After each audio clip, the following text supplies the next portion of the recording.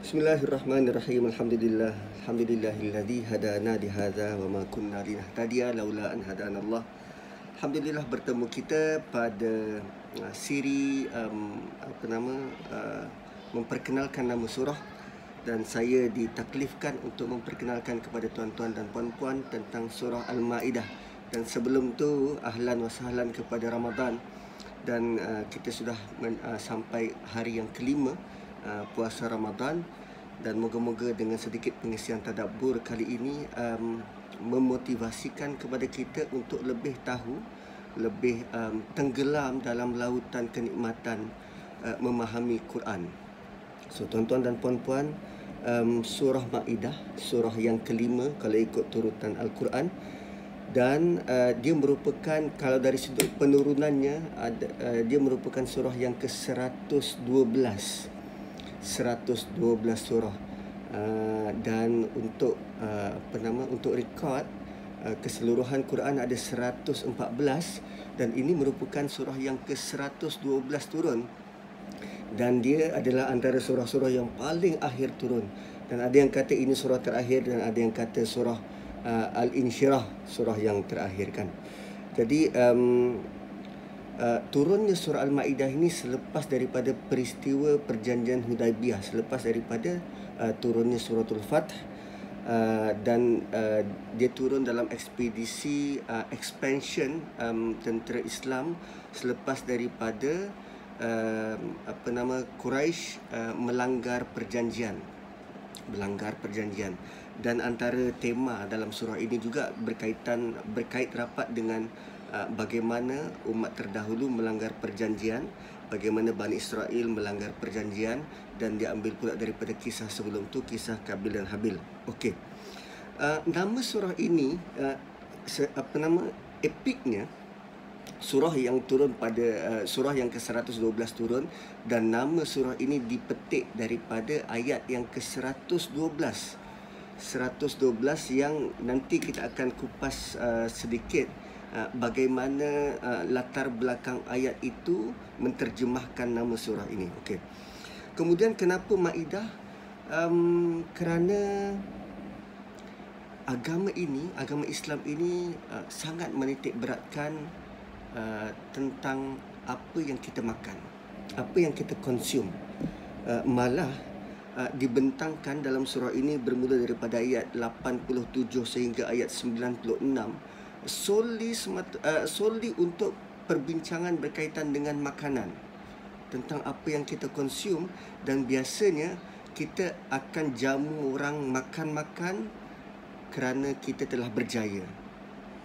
Bayangkan selepas daripada perjanjian Hudaibiyah dan mereka sedang nak mematuhi perjanjian 10 tahun tak boleh berperang, gencatan senjata, orang Mekah yang melarikan diri ke Madinah kena serahkan balik, dan mereka tak boleh melaksanakan ibadah umrah ataupun haji pada tahun itu. Tuntutan ataupun gesaan daripada Allah Subhanahu Wa Taala agar mereka terus menerus pegang pada janji itu sangat luar biasa. Dan tema patuh perjanjian ini dibentangkan dalam bentuk cerita. Cerita pertama pada ayat 12 berkaitan dengan 12 ketua-ketua Bani Israel. 12 ketua-ketua Bani Israel, bagaimana Allah mengambil janji setia daripada mereka yang Allah gelar sebagai mitsaqan ghaliza. Yang itu tuan-tuan boleh baca pada ayat ke-12. Kemudian bagaimana Bani Israel sekali lagi melanggar perjanjian jihad dengan kaum Jabbarin kan. Lalu mereka tak nak masuk juga, dan mereka dihukum untuk merayau-rayau sesat di padang teh 40 tahun lamanya. Kemudian Allah datangkan kisah anak Adam yang popular dengan nama Qabil dan Habil pada ayat 27 hingga 32.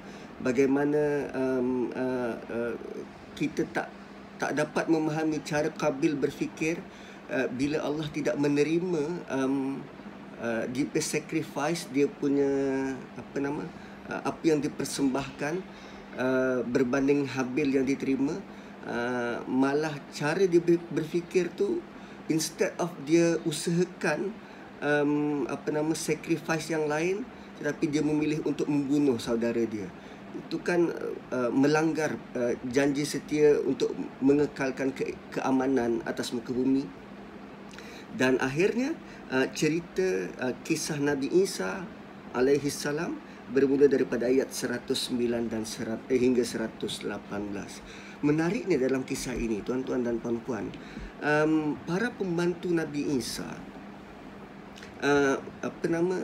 menggesa ataupun memohon kepada Nabi Isa, kalau mereka boleh ditunjukkan semacam bentuk mukjizat dalam bentuk ma'idatan minas sama, turun makanan daripada langit. Dan kalau ikut latar belakang kisah ini, sewaktu mereka sedang dikepung oleh tentera Rom, dan ini berkaitan dengan kisah The Last Supper. So mereka mohon kepada Nabi Isa, hal yastati'u rabbuka ay yunzila alaina ma'idatan minas sama. Maka respon daripada Nabi Isa menunjukkan betapa baginda terkejut kerana Hawariyun mohon benda yang besar, benda mukjizat, which is bila kita mohon mukjizat, consequences-nya tu besar, akibatnya tu besar. Kerana nanti respon daripada Allah Subhanahu Wa Taala sangat menggerunkan. Sebab tu respon awal Nabi Musa adalah qalat taqullah, bertakwalah kamu kepada Allah, in kuntum mukminin, kalau kamu benar beriman. Lantas Hawariyun masih kekal konsisten dengan permintaan mereka, lantas memujuk Nabi Isa, qalu nuridu an na'kula minha, kami nak makan, wa tatma'inna qulubuna, dalam masa yang sama kami nak supaya hati kami tenteram, wa na'lama, dan kami mengetahui an qad sadaqtana, bahawa sesungguhnya engkau telah berkata benar, wa nakuna 'alaiha minasyahidin, dan kami nak tergolong dalam golongan orang-orang yang menyaksikan perkara besar itu.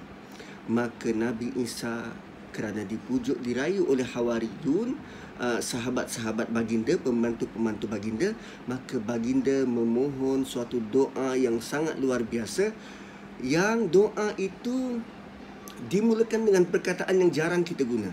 Biasanya kita berdoa dimulakan dengan perkataan Rabbana atina fid dunya, Rabbana zalamna anfusana, atau Allahumma ighfir lana dzunubana, atau Allahumma barik lana.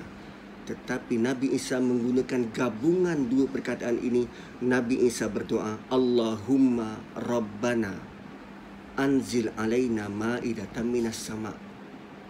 Ini menegaskan lagi bahawa doa ini doa yang spesifik, doa yang special, doa yang such a powerful doa dipohon oleh Nabi Isa kepada Allah Subhanahu Wa Taala, benar-benar nak ditunjukkan mukjizat makanan turun dari langit. Kemudian Allah punya respon. Qala Allah, inni munazziluha alaikum. Sungguh aku akan turunkan ke atas kamu. Namun dia ada kesan dan side effect dia. Apa kesan dia? Faman yakfur ba'du minkum. Barang siapa yang kufur selepas ini. Kufur sama ada deny, tidak percaya, ataupun tidak bersyukur. Faman yakfur ba'du minkum. Dan dengar elok-elok apa respon luar biasa daripada Allah. Fa inni u'adzibuhu azaba la u'adzibuhu ahadam minal alamin. Sungguh aku akan azab dia dengan satu azab yang aku tidak pernah azab satu orang pun atau satu bangsa pun sebelum ini, dengan azab seperti itu. Dan ini merupakan respon yang ada ulama tafsir yang menisbahkan ayat ini merupakan ayat yang paling menunjukkan kemurkaan Allah di tahap paling tinggi. Tiada perkataan dan tidak pernah Allah mengungkapkan kemarahan, kemurkaan ataupun ancaman seberat ini dalam Quran. Inni u'adzibuhu azaba la u'adzibuhu ahadam minal alamin. Berturut-turut 3 kali perkataan azab. Dan itu adalah respon kepada permintaan ashab Nabi Musa, Hawariyun, pembantu Nabi Isa, minta maaf, pembantu Nabi Isa, minta ditunjukkan mukjizat. Apa mukjizatnya? Makanan turun dari langit. Janji mereka untuk kekal beriman. So tuan-tuan dan puan-puan, surah ini antara lain supaya kita kekal pegang pada janji.